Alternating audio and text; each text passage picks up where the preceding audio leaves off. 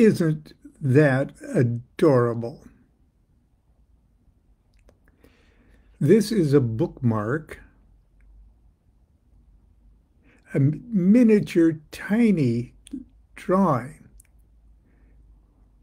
of the sign of the grade, 2 equals 9, the god Shu, with a dog in the. This is an original creation by our good friend and uh, friend of the family, Brianna Siri. She made these bookmarks up for Monday night class. And she's got one for every tarot card.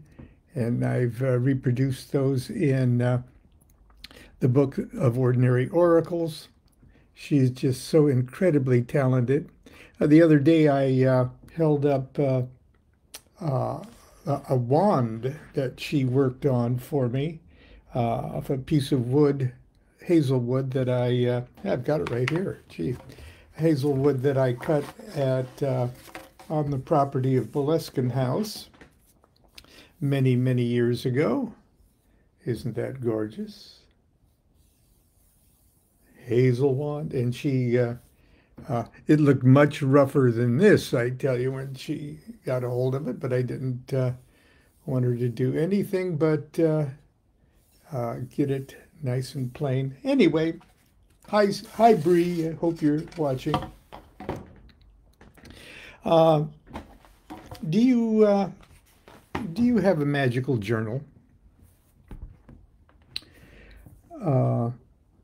I have to confess, I am years behind my regular entries in magical journals, but I've got a box right over there in the closet filled with them for many years, especially in the first 15 years or so of my magical work. The reason I'm bringing it up is as the years go by, one forgets all the people that are responsible for your life, for all the good things anyway in your life. It's the only thing worth remembering. And how at pivotal sections, pivotal moments, pivotal seconds of your life, these persons have acted as angels, catalysts that changed the direction or improved or colored the direction of your life. I have more of them than I can itemize in a half hour that we have together. But when you start to think about it, you realize that your life, you know, the Beatles songs, I get by with a little help from my friends. I exist with a little help from my friends. Okay. And in my magical career, in our magical career, in the magical career of our lodge, it wasn't us that were responsible for the lodge being as meaningful and as successful as it was, but our friends that were responsible for guiding our development at each step of the way. Oh, geez, just an example is in the very earliest years, a brilliant fellow, John Sandifer, was one of our lodge members, and he was a brilliant, probably still is, a brilliant magician in his own right, much more experienced in Goetic evocation especially, and teaching. He literally taught us how to do class. Okay, we owe every. He was our first deacon at a Gnostic mass. Okay, he could evoke a spirit into a black triangle, and he showed it to the entire class. He was absolutely wonderful. He was literally our resident uh, uh, magician. Okay, it was he that had the idea about having a lodge journal, and he made up the format for Oye or Oye's magazine. Okay, we couldn't have done it without him. Years later, when it came time for me to uh, uh, do the Tarot of Ceremonial Magic, okay, it was such a long shot. I had no idea if that would ever get published. A good friend, Rick Potter, the late Rick Potter, uh, drove me from Newport Beach to Miami. We were gone 21 days. So I could pitch the tarot deck and tarot book to U.S. Game Systems and Wiser. Okay, those are just two examples. If you would stop to think about it, you have a limitless number of people that are responsible for you being alive and thriving as best you can right now. You have angels in your life all over the place. And if you would stop to think, well, gee, what if my existence would just stop right now? Wouldn't you like to thank those people? Wouldn't you like to say, it's been a wild run, thank you, okay? But I'm the guiltiest of all guilty parties to consistently overlook that. So I'd like to take this opportunity right now, while I can, to thank you all. And I wrote the lyrics of a song years ago. So when I die, please tell all my friends that I love them more than ever, and that I thank each and every one for their company forever. Well, all of you who I haven't named and who I've named, thank you for your company forever. I've titled today's talk, How About Starting with Yourself? And I was going through diaries, and that got me all started on this. Sorry for that digression. When you start a magical diary, Crowley says, start with your own biography. If you don't know where to start, sit down and write your own biography. That's the jumping off point. The next page will be easy. Okay. When I started writing Enochian Vision Magic, I offered this prologue to a prologue called Something Secret. And it says, there's indeed something secret about a beginning, secret and invisible, like the soul of infinite potential that broods in the heart of every living seed. My tongue is tied. I stare at the blank screen of my monitor, and I don't know how to start. For the writer, it's the most difficult moment. Millions of things to say, but where to begin? My eyes search the walls and ceiling of my little office and fall upon the mask of the Hindu god Ganesha. His bright, pleasant face reminds me of the opening scene of Jean-Claude Carré's play, The Mahabharata. And if you haven't seen that video of the Mahabharata or series of videos, It was produced by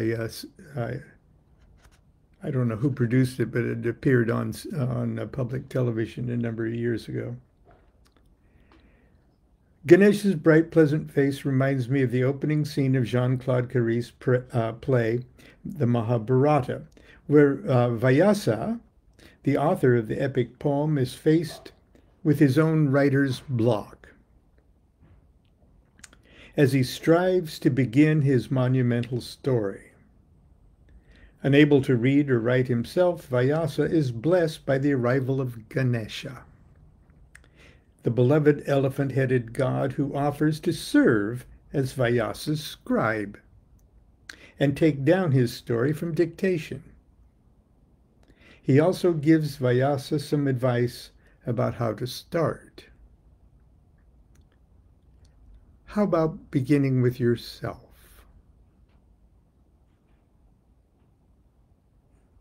And so, in pale imitation of the poet Vyasa, I will heed the wise counsel of my elephant-headed lord, the remover of obstacles. I shall begin this work of magic by telling you something about myself. Don't worry, I won't tell you much, just enough to get us started. Well, as a prelude, this is what I dug out of the box this morning, preparing for all of this. This is, okay, my diary, covering the dates somewhere in here.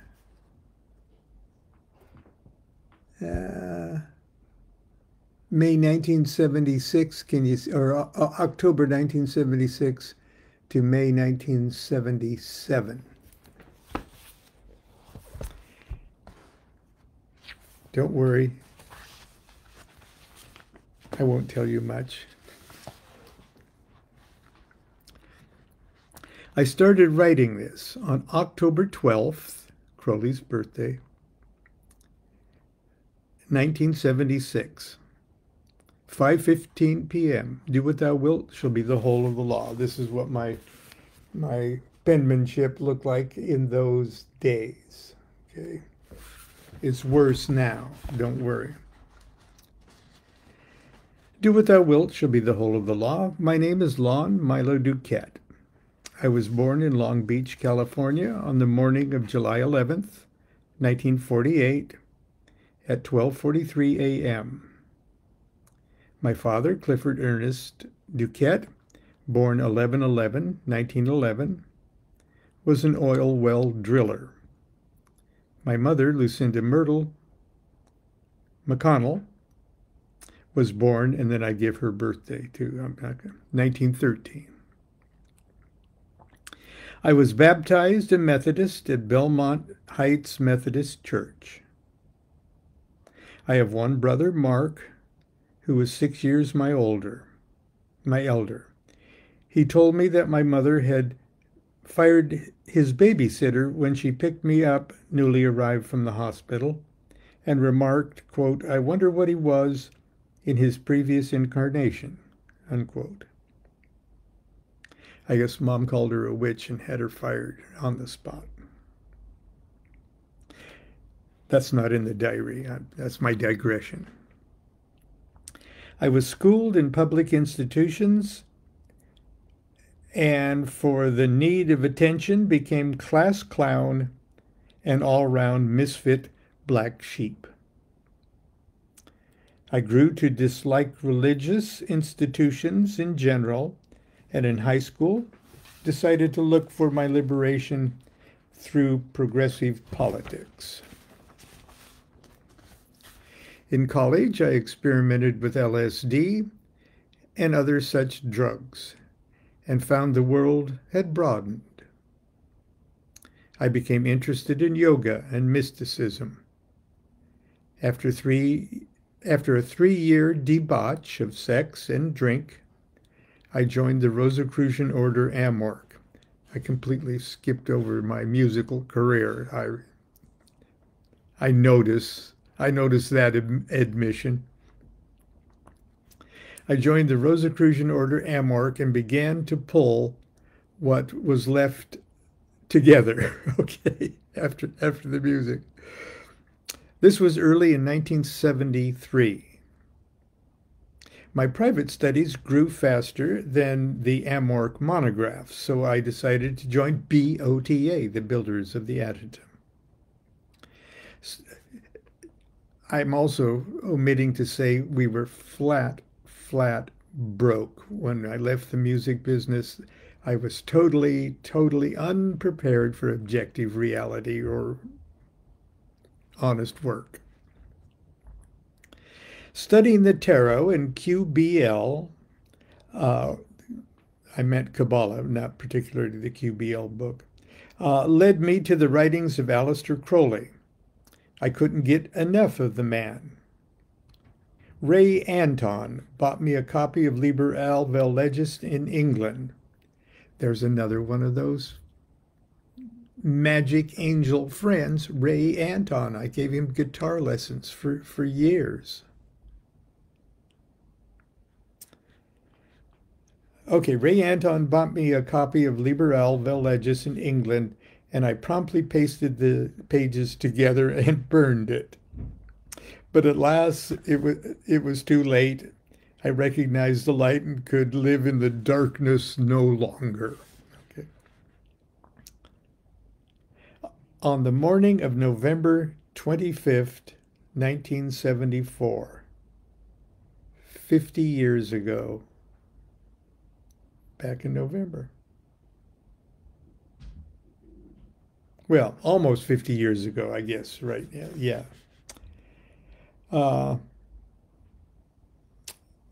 I wrote the OTO off the address on the Thoth Tarot promotional card. Quote, kindly communicate with me as you will. No reply. I wrote twice more. No reply. I continued the Amorc, BOTA, and Martinist studies and whatever Crowley I could get my hands on. On August 25th, 1975, I received a feeler from the OTO.